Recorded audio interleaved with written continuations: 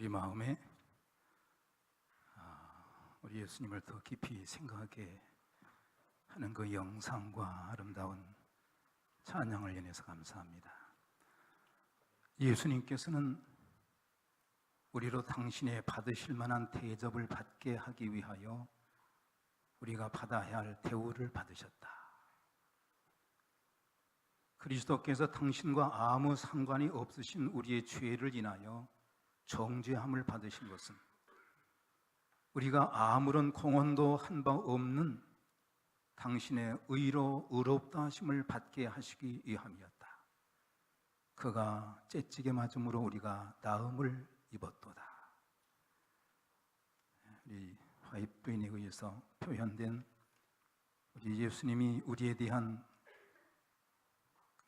갈망이 무엇인지를 잘 표현해 주셨습니다. 저렇게 대접받으실 이유가 없는 분이죠. 근데 바로 우리가 받아야 할 그 죄의 대가를 그분이 받으심으로 그분이 누렸던 그 하늘의 영광을 우리로 누리게 하기 위해서 그분은 그런 일을 하셨다고 말씀하셨습니다. 새해 첫 달에 제가 이렇게 하나님의 교회 단에 서서 말씀을 나누게 되어서 큰 축복이라고 생각합니다. 그리고 마음속에 내가 원하는 설교가 아니고 하나님께서 원하시는 주의 백성들을 위해서 원하시는 뜻이 무엇일까 참 많이 생각을 하면서 이 시간까지 왔습니다. 저는 이런 제목을 붙였습니다. 하늘 본향을 향해 가는 사람들. 내가 어디에 속해 있을까? 저는 지금 몇 군데 속해 있습니다. 시온의 소리 합창단에 속해서 아주 좋아요. 그리고 가곡교실에 속해서 일주일에 2시간씩 가서 노래를 부르는데 한 50여 명이 모이는데요. 제가 얼마 전까지 회장을 했었습니다. 근데 거기에 우리 교인은 딱 3명밖에 없고 다 다른 사람들. 근데 제가 그곳에 갈 때마다 갈등이 있어요. 무슨 갈등이 있는가 하면은 거기에 모인 사람들은 그 가곡 부르는 것이 그들의 삶의 최고의 기쁨이에요. 근데 저는 그게 아니야. 얼마나 대단한 열심들을 가지고 모이는지 참 대단해. 내가 속한 곳은 어딜까? 여러분과 저는 어디에 속해요? 여기 오늘 제목 제가 드린 대로 하늘 본향을 향해 가는 사람들 속에 우리가 있습니다. 그래서 이는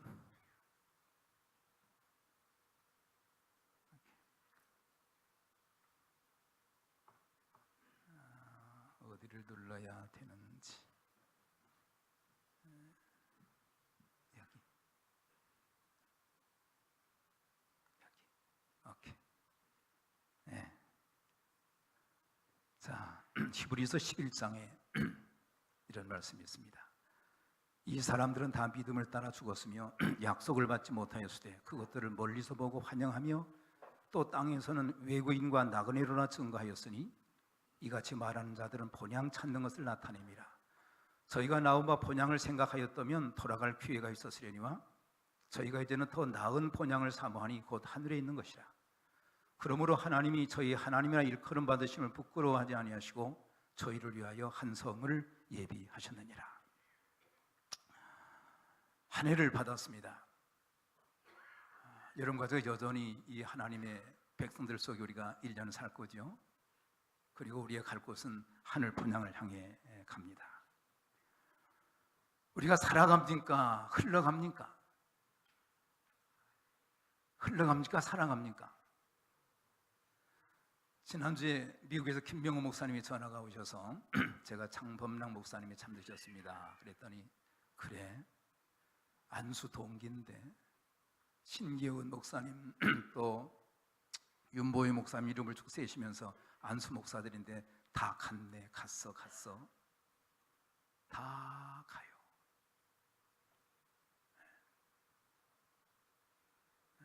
오늘 또 제가 어떤 분이 가셨다고 또 전화가 왔어요. 마음이 참 안 좋아요.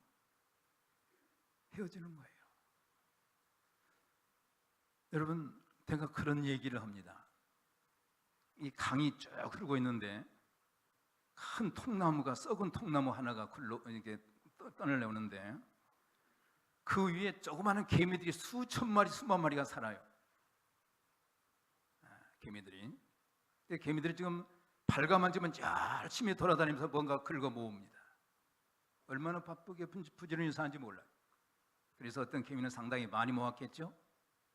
어떤 개미는 뭐 별거 아니겠죠. 그들에게는 그것이 최고의 관심이었을 것이고 많이 모았기 때문에 행복해할 수 있습니다. 그러나 그게 문제가 아니고 사실은 뭐가 문제예요? 통나무가 뭐하고 있어요? 흘러갑니다. 어디로 흘러가요? 제가 나이아가라 폭포 이쪽 카나다 쪽에 섰으면서 그런 생활을 해봤습니다.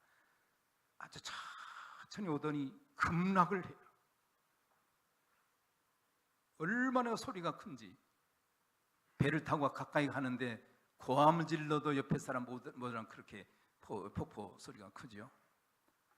쭉 오다가 곤두박질 쳐요. 어쩌면 우리 모두는 다 썩은 통나무의 속에 사는 개미처럼, 그 개미들처럼 막 뭔가 열심히 살지만 끝내는 다 뭐예요? 다 사라져요. 한 사람도 예외 없어요. 모두가 다 내가 어떻게 살았까 상관없이 끝내는 뭐예요? 그래서 오늘 여러분과 오늘 또 내가 살아간다는 게 아니라 사실은 뭐예요? 흘러가고 있다. 다 흘러가죠. 이 개미들이 절대 불가하는 것이 두 가지가 있어요. 그들 힘으로 흘러가는 통나무를 멈출 수가 있어요? 안 돼. 또 방향을 바꿀 수 있나요? 그것도 안 돼. 저도 세상에 1900년도에 태어났는데 48년에 태어났는데 흘러오니까 70년이 지난 것 같아요. 그리고 제가 보니까는 제 뒤에보다도 별 그런 것 같아요. 저도 그 중에 뭐지요? 흘러가고 있습니다. 끝내는 다 어디로 가요? 다 사라져요. 아마 오늘도 숱하게 많은 사람들이 다 나름대로 통나무에서 개미들처럼 뭔가 발버둥 쳤지만 결과는 뭐예요? 아무것도 아닌 것으로 다 물어 사라져요. 그게 우리 아닌가요? 제가 지금까지 살아오면서 상당히 잘 샀다, 괜찮다, 부러운 사람이 한 사람 있는데 우리 교인이 아닌데도 제가 좀 부러웠습니다. 전라도 광주 중앙교회 목회를 하고 있을 때 아주 부잣집 사람을 제가 알게 되었어요. 그 부인은 우리에게 대단히 충실한 집사님이셨고 이 남자가 얼마나 멋있는지 몰라요. 뭐 잘생긴 그 의미가 아니고 한 인간으로 성공을 했어요. 첫째 뭐가 성공했는가? 재정적으로 성공을 했어요. 여수에 냉동창고가 몇 개 있습니다. 또 가정이 이렇게 잘 돼가지고 자식들이 연대 고대에서 다 미국에서 다 박사학위 좀 공부하고 있어요. 또 얼마나 사람들이 신뢰를 받는지 가만히 보니까 우리 교인들이 돈을 은행에다 안 맡겨 이분한테 다 맡겨요. 다 맡기니까 이분은 뭐예요? 은행보다 훨씬 더 좋은 이자로 뭐 조금도 문제없이 얼마나 성실하게 잘해주는지. 그 정시인데 그 정시 문중의 회장인데 문중에서 최고로 높이고 신뢰하는 그런 사람. 이 사람은 잘 살잖아요. 주치의가 있어서 모든 게 다 잘해줬어요. 그리고 또 교회한테도 잘합니다. 특별 부흥이 있으면 꼭 와서 참석해요. 그리고 제가 그 집에 방문 가잖아요. 교회는 어쩌다 한 번씩 나오지만 그 집에 방문 가면 이분이 얼마나 저를 기분 좋게 만들어주는지 몰라요. 제가 대문에 들어서자마자 그분이 목사님 어서 오세요 하고 얼마나 밝게 받아주는지. 그리고는 앞서서 자기 부인한테 빨리 성경 찬미 가져라고 예배드리자고 얼마나 잘해주는지 말이에요. 기분이 얼마나 좋은지. 다 예배도 재밌게 다 드립니다. 드리고 난 다음에는 이분이 목사님 이제 감사합니다. 잘 쉬었다가 가십시오 하고는 자기 부인한테 뭐 먹을 거 다 잘해드리시오 하고는 인사 깍듯이 하고 다 가요. 기분 좋죠? 이 사람은 그렇게 자기 인생 관리를 했습니다. 흠이 없어요. 교인들한테도 그렇게 존경받아요. 모두의 존경. 이게 그가 사는 삶에 나는 넉넉하게 잘 사는 사람이야. 그런 사람을 제가 봤어요. 그런데 어느 날 갑자기 이 사람이 서울대 병원에 입원을 했습니다. 몸이 계속 기침이 났는데 주치의가 바로 자기 집 옆에 있는 내과 의사가 계속 관리했기 때문에 별 문제 없는 줄 알았는데 좀 하도 이상해서 전대병원에 가서 검사를 제대로 해보니까 폐암 말기로 나와버린 겁니다. 지난주까지만 해도 발표해서 그 말을 듣자마자 이 사람이 뭐예요? 완전히 망가지는 거예요. 인간이 이렇더라고요. 그리고는 서울대병원으로 가서 입원을 했어요. 그렇게 해서 끝나는 사람이었습니다. 그가 대단한 것을 가지고 있었지만은 마지막은 뭐예요? 그도 떨어지는 거예요. 그냥 흘러가면 마지막 피할 수 없는 누구나 거기 떨어지면 뭐예요? 아무것도 아니에요. 아무것도. 그 사람한테 여러분 당신 세상에 뭐하러 왔냐고 물으면 뭐라고 대답할까요?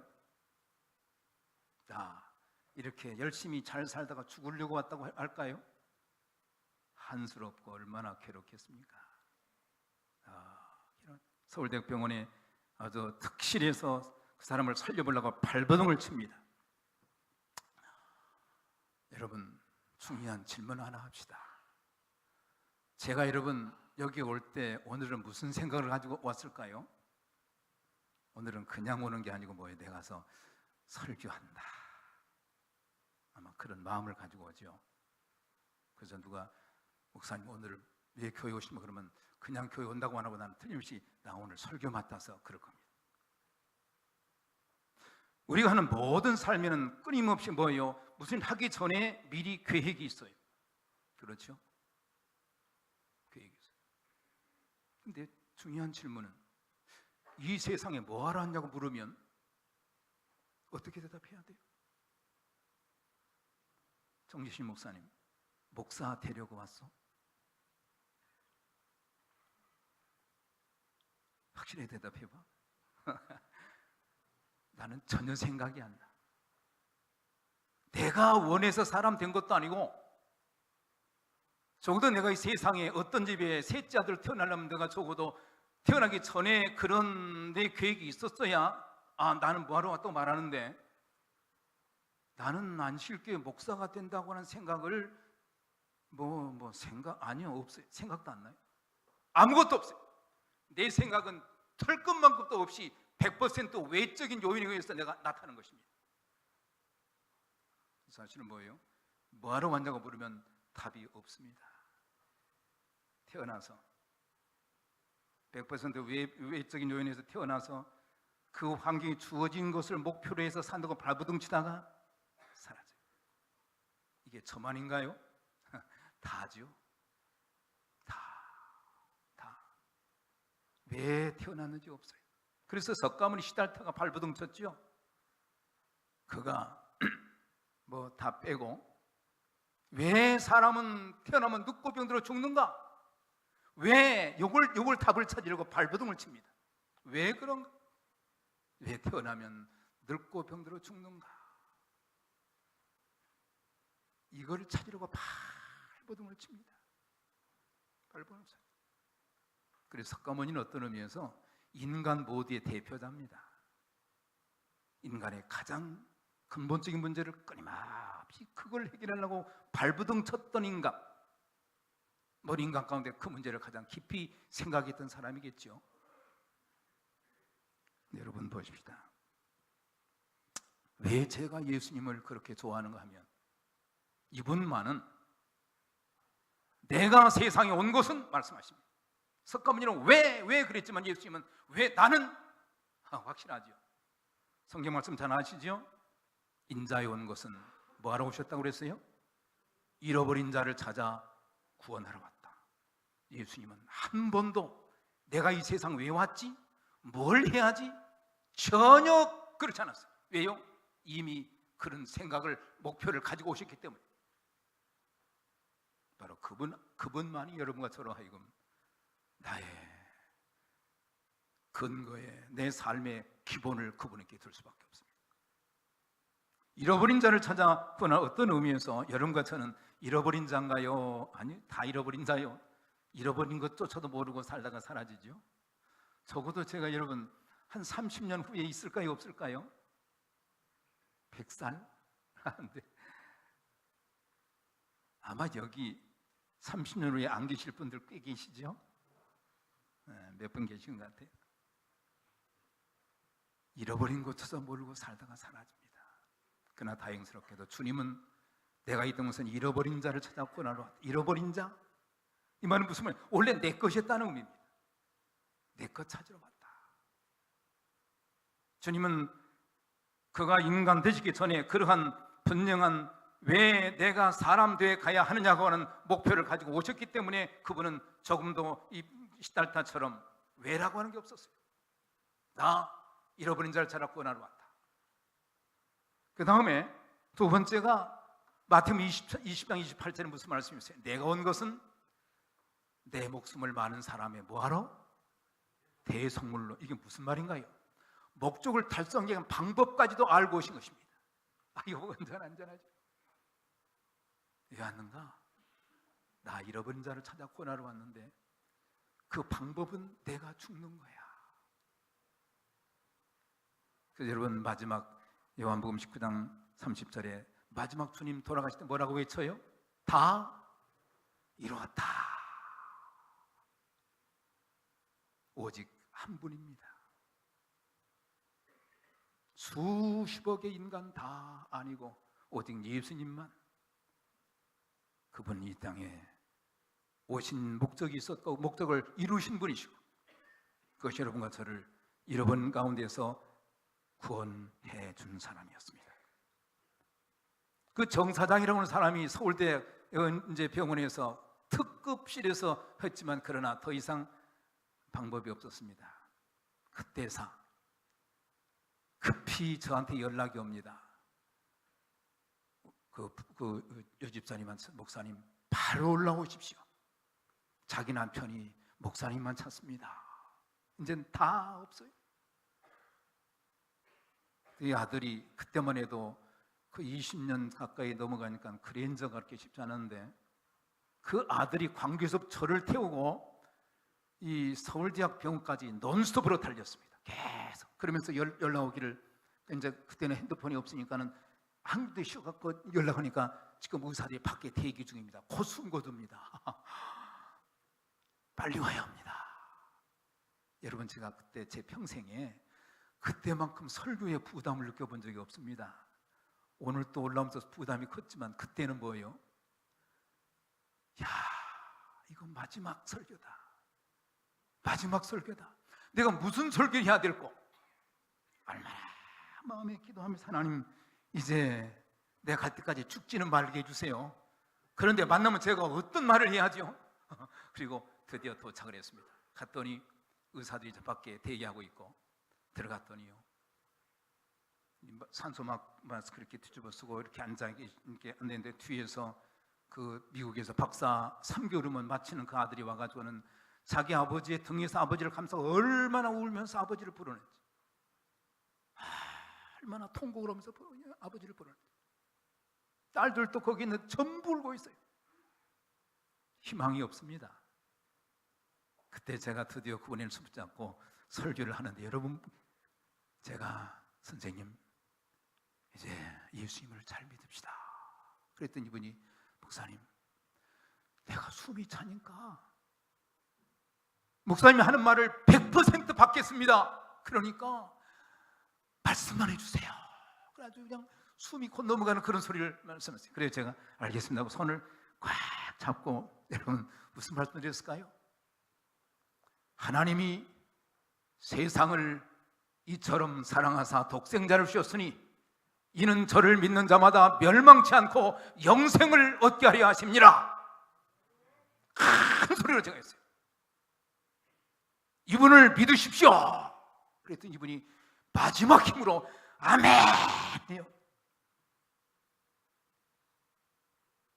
저도 그분도 얼마나 땀이 흘렸는지. 제가 그분 마지막 손을 잡고 의사가 빨리 나와 그래서 나왔습니다. 아마 가족들과 잠깐 인사한 다음에 제가 밖도 조금 나가니까 그분을 씌워가지고 급히 마지막 응급실로 뛰고 있었어요. 그리고 갔습니다. 꼭 그분이 누구 같아요? 오른편 강도 같이. 저는 그래서 그분을 천국에서 만나기를 바라요. 당신이 평생 동안 그렇게 확신했던 모든 것들 다 아니고 당신을 찾아 구원하러 오신 예수님을 당신이 믿으면 그것이 얼마나 당신에게 영원한 부유인지 아마 천국에서 엄청나게 함께 행복해 할 것입니다.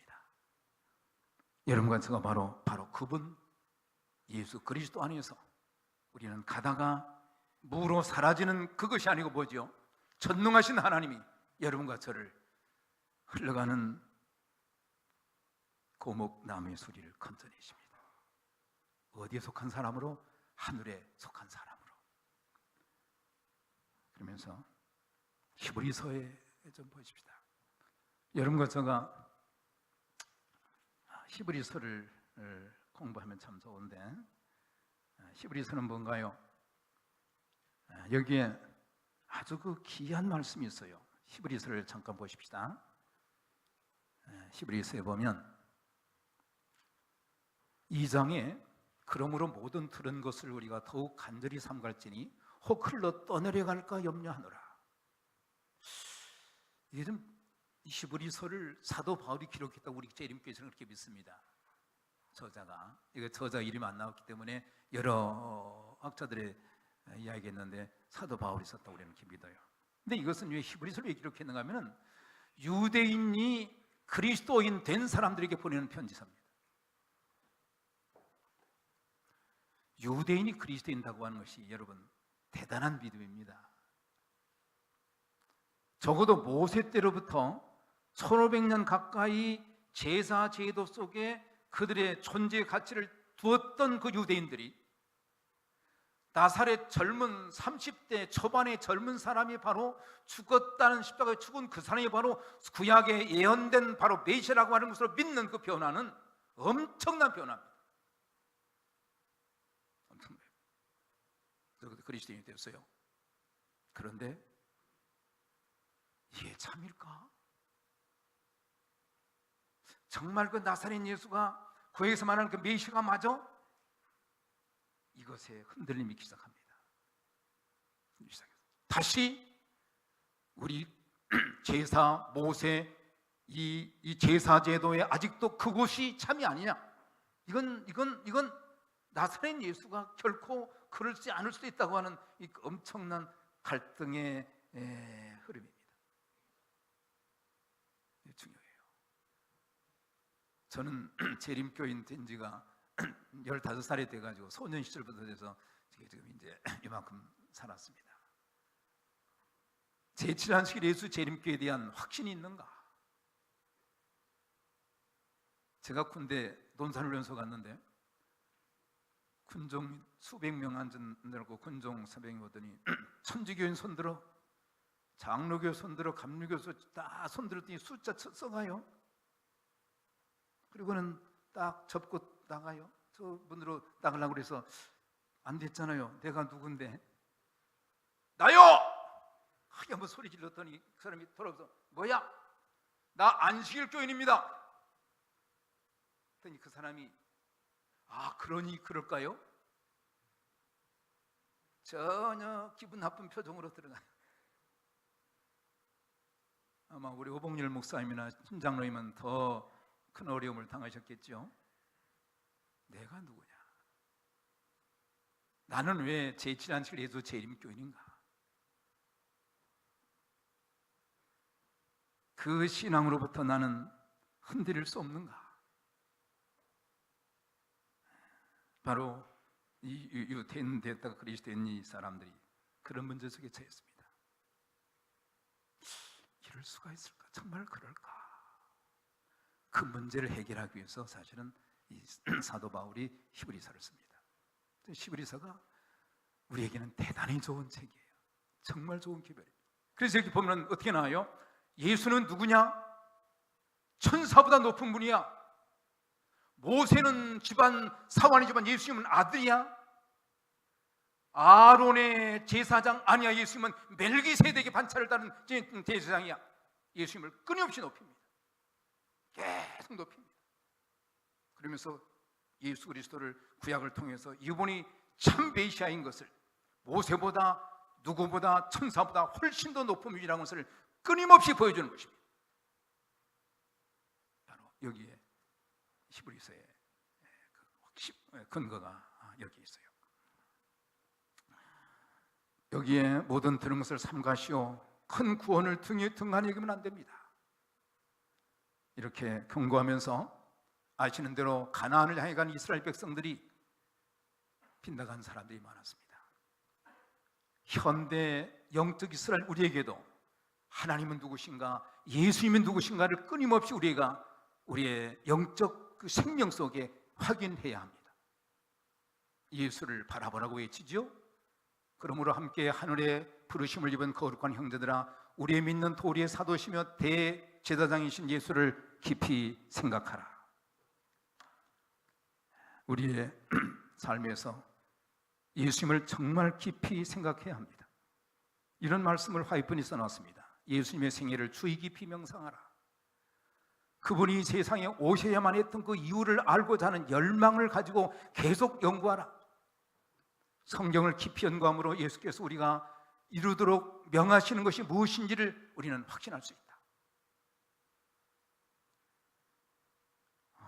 예수님의 생애를 좀 보시면 특별히 7가지로 잘 나눌 수가 있어요. 첫째는 예수님의 성육신입니다. 그 다음에 뭐예요? 죄 없는 생애, 십자가의 죽으심, 부활, 승천, 제사장 직분 수행하시고 재림, 이렇게 예수님의 생애가 나옵니다. 우리는 이 모든 부분을 끊임없이 새롭게 끊임없이 배우고 우리 정신 속에 끊임없이 심어놔야 합니다. 여러분, 사실은 제가 한 1분 만에 설명을 할지 모르겠는데 시간이 없어서, 성육신 예수 하나님이 인간 되시다, 이것은요 아마 이 한 부분만 가지고 수만 권의 책이 있습니다.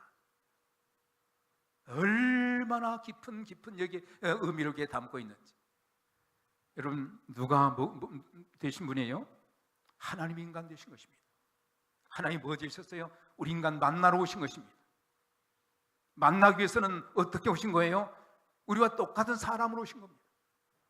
거기에 하늘과 이 생명 있는 하나님과 생명 없는 우리가 접합되게 하기 위한 그 신비의 하나님이 인간 되심입니다. 이거 시작이에요. 자, 근데 설명은 다 못하고 다음에 죄 없는 생애를 사시죠? 크게 보면 2가지입니다. 첫째는 주님은 한 번도 죄 짓지 않았죠. 그 말은 무슨 말인가요? 올바로 사는 길을 제시하신 것입니다. 여러분 같이 죄인이지요? 죄인이란 뭔가요? 빗나간 거예요. 예수님만이 정로로 사는 것이 절대 모범으로 사신 것, 예수님이 보이신 것입니다. 그래서 예수님은 나는 길이야 하신 것은 바로 이렇게 사는 것이 참이야. 두 번째는 그분은 죄 없는 삶을 삶으로 여러분과 저의 죄의 속죄 제물 되셔야 했습니다. 그분이 화이프는 그렇게 표현하죠. 생각으로도 죄지면 안 됐습니다. 상상으로라도 죄지면 안 됐습니다. 그러니 주님께서 세상에 사실 때 그분이 가진 엄청난 죄의 투쟁이 얼마나 심했을까. 그 다음에 십자가의 죽으심이죠. 이게 뭡니까? 드디어 여러분과 저의 모든 죄를 짊어지고 우리 저지른 죄가 요구하는 것을 그대로 다 갚아주시는 것입니다. 하나님이 뭐 하신 거죠? 하나님이 없어지는 경험을 하신 것입니다. 인간의 모든 죄를 짊어지고. 그 다음에 무엇입니까? 부활입니다. 드디어 뭐가 나타났어요? 죽음의 세상에 무덤을 여는 생명의 시작입니다. 여기만이 우리의 영원한 희망이 있어요. 그렇죠? 아마 저도 어느 날인가 마지막 간 날이 올 텐데, 마지막 할 때 아마 제 속에 주님께서 저를 붙잡으시고 자거라, 내가 부활했다, 내가 너를 깨울 것이다, 그런 거룩한 약속을 제가 듣고 눈을 감을 것 같아요. 부활이죠? 그 다음에 주님이 승천하셨습니다. 뭔가요? 너희들 어디에 속했느냐? 죽음의 땅이 아니라 생명의 나라 하늘에 속했다고 하는 것을 우리에게 보여주신 것입니다. 그리고 여섯 번째, 주님이 하늘에서 뭐 하세요? 제사장 직분을 수행하고 있어요. 제7안식일 예수 재림교회가 지금 사실은 여러분과 제가 이 승천하신 다음 제사장으로 계시는 이 시대에 우리가 살고 있습니다.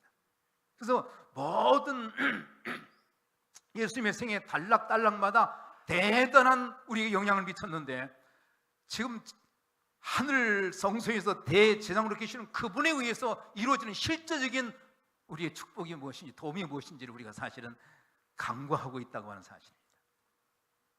그래서 제7안식일 예수님 교회들은 현재 이루어지고 있는 현재 사건, 현재 주님께서 지성소에서 이루시는 그 일이 내게 실제 어떤 영향을 미치는가를 끊임없이 체험하고 살아야 합니다.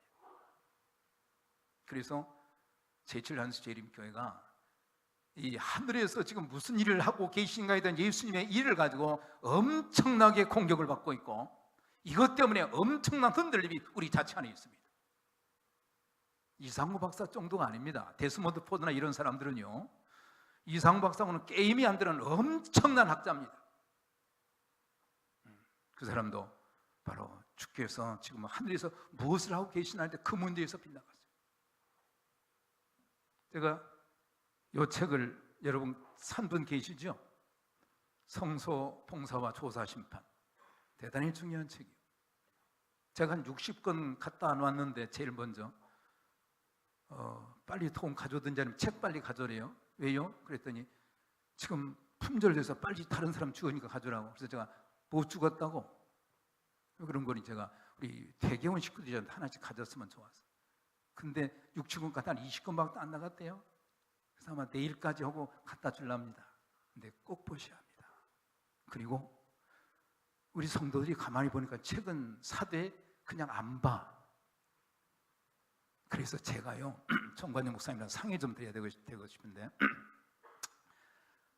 이 책을 구입하셔서 한 4주만 저하고 같이 안식일을 밥 먹고 어떤 장소가 배정되면 저하고 함께 한번 공부하시면 대단히 유익하겠다 싶어요. 원하는 분만. 제가 확정된 건 아니고 집에서 열심히 보시되 또 저랑 같이 보면 조금 도움은 돼요. 제가 이 책 가울러서 조사 심판에 여러 또 제가 아는 것들을 함께해서 함께 정돈하는 건 대단히 좋다고 생각을 합니다. 원하시는 분들 그렇게 하시고, 어쨌든 이 마지막 때 저는 그래요. 이상구 박사가 와서 이 빛과 소리 교회에서 한바탕 하고 갔다는데, 좋지요, 좋아요. 몇 대 여러분과 제가 뭐요, 당당하게 저 빛과 소음교 교인들을 좀 만나러 가야 돼요. 이 사람들이 우리들을 잘 만났다고 그러겠죠. 이상구 박사가 돌아왔는데 너희들 그러겠죠. 좋죠. 그래서 해보자. 어떤 좋은 기회라고 봅니다. 근데 뭘 아십니까? 이게 또 우리 문제죠. 분명히 알아야 합니다. 하늘에서 무엇을 하고 계시는지 실제적인 하나님의 은혜입니다. 우리에게는 누가 계시다? 우리는 누가 계시다? 이게 중요합니다. 지금 누가 계시다? 우리에게는 누가 있으니? 우리에게는 대제사장이 계시니? 이게 우리의 믿음입니다. 지금 계시니 승천하신 곳 아들, 하나님 아들 예수시라 우리가 믿는 도리를 굳게 잡으라. 우리에게 있는 대제사장은 우리 연약함을 채우려 하지 않은 자가 아니요 모든 이제 우리가 한결같이 시험을 받는 죄는 없다. 그러므로 우리가 공로하심을 받고 때를 따라 돕는 은혜를 얻기 위하여 은혜의 보좌 앞에 담대히 나아가자. 여러분 기도드릴 때 어떤 기도를 드시나요? 실제 하늘 성소에서 우리를 위해서 일하신 그분을 향해서 진짜 기도하십니까? 은혜의 보좌 앞에 우리는 가서 그분께 간구합니까? 막연할 수가 있어요. 제가 그런 이야기를 하나 들었어요. 한 과부 어머니가 자기 아들 열심히 공부해서 좋은 대학 나고 머리 줘서 미국으로 직장 찾아갔어요. 내 아들이 가면서 엄마 내가 미국에서 성공하면 엄마 데려갈 테니까 조금만 참으세요. 그러고 갔어요. 근데 뭐 1년 가까이 돼도 아직 갈 때가 안 됐어요. 그래서 한 번은 자기 아들 친구가 길에서 어머니를 만났습니다. 보니까 엄마가 대단히 야유고 그냥 얼마나 힘든 모습인지. 그래서 자기 아들 친구가 어머니 어째 이렇게 힘듭니까? 아들이 돈 안 보내요? 그러니까 돈은 안 보내. 그러나 편지는 온 것 같아. 근데 뭐 한 거예요? 그때 우리 아들이 미국에서 말이야 친구들 많이 사귀는 거 봐. 그래갖고 막 사진만 많이 보낸다고. 돈은 안 보내고. 그래요? 그래서 이제 이 아들 친구가 뭐 먹을 것도 몽땅 사가지고 어머니 갑시다. 큰일 났네요. 우리 아들이 그 녀석이 뭐하냐 모르겠다고. 집에 가가지고 이제 먹을 거 다 드린 다음에 어머니 그러면 그 아들이 보낸 미국 사람들 사진이 어디 있어요? 그러니까 어머니가 딱 커튼을 싹 벗겨줍니다. 벽에. 그리고는 벽에 전부 미국 사람 사진이 붙어 있어요. 가득 붙어 있어요. 어머니는 하나라도 내 아들 친구 사진 없어지면 안 되니까 풀로 딱딱 붙여놓은 거예요. 그래서 엄마가 아들 친구 가서 싹 보니까 다 뭐요? $100짜리가 전부 도배가 돼 있는 거예요. 이 엄마의 생각에는 우리나라 돈이 아니고 미국 돈이어서 그게 다 뭘로? 미국 사람의 사진으로. 종종 저는 제7안식일 예수 재림교원들이 이 할머니처럼 아들이 온다고 하는 희망만 가지고 현실은 대단히 빈약하게 살지 않을까 그런 생각을 좀 가질 때가 있어요. 은혜의 보좌 앞에 실제 살아계시면서 우리를 넉넉히 이기게 하시는 주님에 의해서 사는 사람들입니다. 바로 하늘 우리 주님이시죠. 여기에 아주 중요한 말씀이 여러분 다 아시는 말씀입니다. 보시면은 여기 나옵니다. 중간에 하물며 영원하신 성령으로 말미암아 흠없는 자기를 하나님께 드린 그리스도의 피가 너희 양심으로 죽은 행실에서 깨끗게 하고. 여러분, 제가 예수 그리스도의 보혈로 내 행실의 모든 것이 깨끗하게 되는 것입니다. 실제요. 그리고 우리 어떻게 만들어요? 살아계신 하나님을 섬기게 못하겠느냐? 우리를 어떻게 만들어요? 살아계신 하나님을 섬기는 자로, 예배하는 자로 우리를 만드신다는 사실입니다. 누가요? 우리의 대제사장께서. 바빠서. 그래서 이제 여러분 히브리서 9장으로 잠깐 얼른 가십시다. 히브리서 9장을 보면 이런 말이 있어요. 그러므로 더욱 그리하자. 제가 히브리서를 1장부터 꼼꼼히 서로 연구하면 참 좋겠죠. 너무 좋겠죠. 이 9장 19절 말씀을 보면은 18절부터 쭉 한 다음에 이러므로 예수 그리스도의 보혈로 쭉 한 다음에 그 다음에 뭐예요? 더욱 그리하자 이렇게 나옵니다. 제가 지금 9장이 잘못해도 10장입니다. 10장 19절에 그러므로 형제들아. 그 다음에 25절 마지막에 그날이 가까움을 볼수록 더욱 그리하자. 대단한 격려입니다. 아시는 대로 그러므로 형제들아, 우리가 예수의 피를 힘입어 성소에 들어갈 담력을 얻었나니 그 길은 우리를 위하여 휘장 가운데 열어놓으신 새롭고 산 길이요 휘장은 고쳐 육체니라. 또 하나님의 집 다스리는 큰 제사장이 계심에 우리가 마음의 뿌림을 받아 양심의 악을 깨닫고 몸을 맑은 물로 씻었으니 참 마음과 온전한 믿음으로 하나님께 나아가자. 또 약속하시는 미쁘시니 우리가 믿는 도리의 소망을 움직이지 말고 굳게 잡아 서로 돌아보아 사랑과 선행을 격려하며 보이기를 회피하는 어떤 사람들의 습관과 같이 하지 말고 오직 권하여 그날이 가까움을 볼수록 더욱 그리하자. 우리의 신앙입니다. 하나님께로 나아가자. 서로 격려하자. 모이기를 힘쓰자. 그러면서 우리가 잘 아는 대로 37절부터 보면은 잠시 잠깐 후면 오실 이가 오시리니 지체하지 아니하시리라. 오직 나의 의인은 믿음으로 말미암아 살리라. 또한 뒤로 물러가면 내 마음이 저를 기뻐하지 아니하리라 하셨느니라. 우리는 뒤로 물러가 침륜에 빠질 자가 아니요 오직 영혼을 구원함이라는 믿음을 가진 자니라.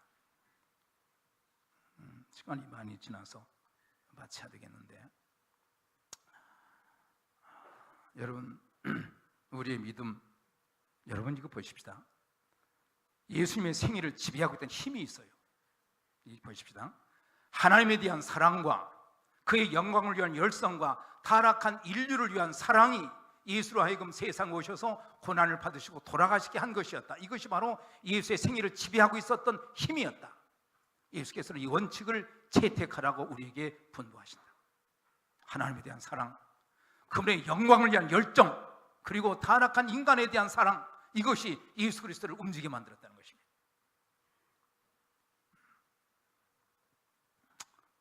제가 장로교회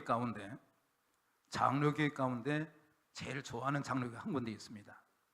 그 교회는 아주 살아있는 교회예요. 요즘 대형교회인데 대형교회가 당하는 무슨 세습 이런 거 하나도 없고 얼마나 깨끗하고 힘이 넘치는지 제가 그 교회를 자주 가요. 그래서 금년 첫 일요일 날 그 길을 갔습니다. 제가 추보를 보는데 저를 깜짝 놀라게 했어요. 그 교회의 제목이 모토가 뭐니 성령의 바람을 불게 하소서. 근데 성령의 바람을 어디다 불어달라고? 온 교회에 선교의 바람을 불게. 이게 성령의 바람을 선교에 불어넣습니다.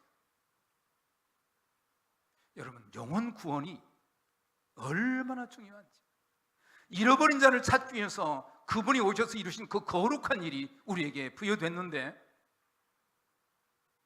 하나님 백성들에게서 우리는 뒤로 물러가 침륜에 빠질 자가 아니요 영혼을 구원함이라는 믿음을 가진 자인데,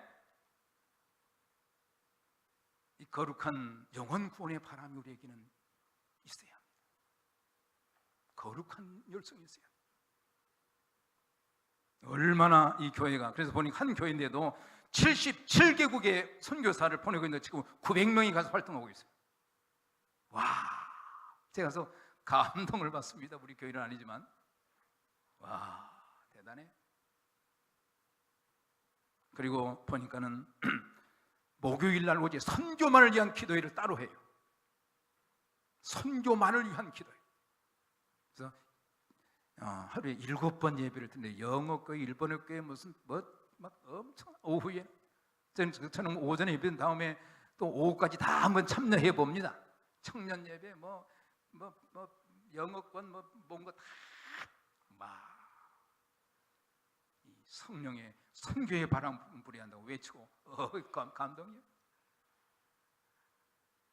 하나님께서, 하늘에 계신 우리 예수님께서 여러분과 저에게 성령을 보내주십니다. 그 거룩한 이 성령의 바람이 우리에게 필요합니다. 그래서 뭐냐? 사람을 잃은 자를 찾는 그 거룩한 열성이 우리에게 있어야 합니다. 이것이 마지막 때 흘러 빗나가지 않을 수 있는 최선의 길이 거기입니다. 열심히 영혼 구원을 하는 일이 우리로 하여금 하나님 진리 안에 정확하게 우리를 서게 만듭니다. 제가 작년에 상당히 행복한 한 해였습니다. 제가 목회를 마치고 이제 돈 벌을 데가 없잖아요. 근데 작년에 돈 벌을 때가 생긴 거예요. 1년 동안.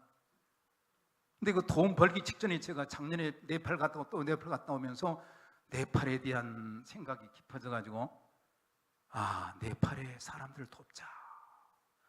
그걸 딱 두고 나니까 한 달에 몇십만 원씩 준대요. 그 일하면. 제가 600~700만 원을 제가 한 번에 두고 도운 일이 없어요. 지금까지. 그럼 상당히 힘들 거예요.